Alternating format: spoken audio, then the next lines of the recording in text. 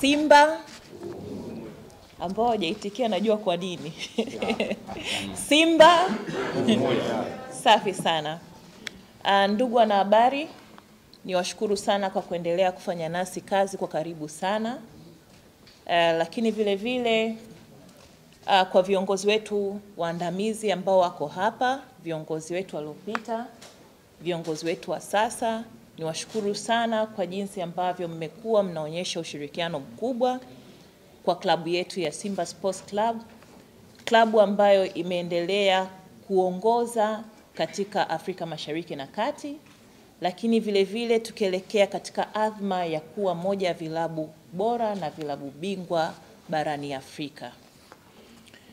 Kwanza kabisa nipende kumshukuru rais wetu na mwenyekiti wa klabu, mwenyekiti wa bodi ya wakurugenzi wa Simba Sports Club, ndugu Mohamed Dewji, na mwenyekiti wa klabu ambaye pia ni makamu wetu mwenyekiti wa bodi ya wakurugenzi, wajumbe wote wa bodi ya wakurugenzi wa Simba, viongozi wote wa sasa na wa zamani, wana Simba kwa ujumla, management ya Simba Sports Club na wapenzi wa Simba Sports Club kwa kuendelea kusimamia slogan yetu ya nguvu moja.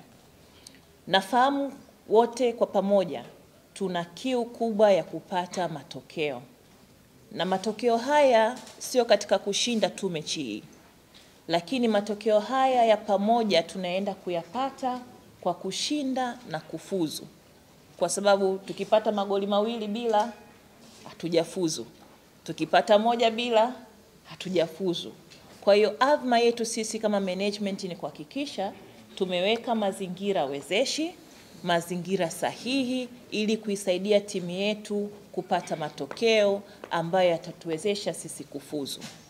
Tunafahamu kuwa kwa muda mrefu sisi Simba Sports Club tumeendelea kutamalaki katika ulimwengu wa soka wa Tanzania, hasa katika mashindano ya kimataifa, na hii imedhihirishwa kwa rekodi ambayo imewekwa na viongozi wetu kuanzia mzee Azim, mzee Dalali, kaka yangu Asano hapa, lakini pia mzee Mkwabi hapa, Mangungu, wengine wanasema wao si wazee, lakini naamini kwamba katika kipindi hichi ambacho tunaongozwa na mwenyekiti wetu wa klabu Murtaza Mangungu, tunaenda kupata matokeo ambayo yatabadilisha na kututoa katika robo finali na kutupeleka katika hatua nyingine ya muhimu ya makundi. Sasa sisi kwa upande wetu wa management, masuala ya kiutawala yanaendelea kubaki kuwa ya kiutawala, lakini niko hapa leo kuwataka Watanzania, hasa vijana, kina mama, waweze kujitokeza kwa wingi katika mchezo wetu wa Jumatano utakaofanyika tarehe 9 saa 10 katika viwanja vya Mkapa. Lakini kuelekea katika mchezo huu, ningependa kutoa taarifa muhimu ambazo zitatusaidia sisi kama Watanzania na wanasimba kuweza kulinda taswira ya kipamoja ya kitaifa. Tunaendelea kushirikiana na serikali, vyombo vya ulinzi na usalama katika kuhakikisha kwamba ulinzi na usalama siku hiyo unazingatiwa kwa kiwango kikubwa. Na tayari waliotangulia wametueleza ni umuhimu wa sisi kama klabu kuhakikisha kwamba hatutopata au hatutotozwa tena faini ama kupewa adhabu. Kwa maana yake sisi tunawataka wapenzi wetu na tunawafahamu. Wapenzi wetu tunawafahamu na wasio wa kwetu tunawafahamu. Lakini sisi kama Simba Sports Club tunawataka wapenzi wetu kuhakikisha kwamba wanazingatia mazingatio yote yatakayowekwa ya ulinzi na usalama. Na siku hiyo ulinzi umeimarishwa kweli kweli. Na kwa kushirikiana na jeshi la polisi hatutoruhusu mtu yoyote ambaye sio mwana Simba atuharibie shughuli yetu.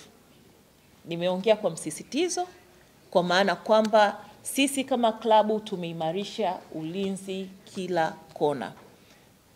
Wakati mechi yetu inaahirishwa siku ile nyingine, yalitokea maneno kulikuwa kuna wazee, mbuzi, watu wafupi ama wasema mzee Dalali, mabasi yasiohitajika, lakini mimi niwaulize maswali. Katika pita zenu kwa jinsi mnavyojua ndugu zetu hapa, kungekuwa na basi la BM, msingeliona kwenye video au picha? lingeonekana. Wazee wafupi wangekuepo asingeonekana? Au walikuwa wanaona wao tu, sisi hatuwaoni?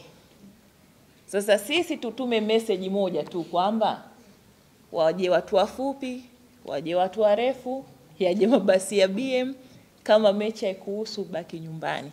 Kwa sababu tumehakikisha tumejithatiti katika kila hengo ili kulinda ulinzi na usalama. Na sisi tutakuwa wakali sana kama klabu. Kwa maana kama unakuja kwenye mechi hii, usibebe mizigo mingi.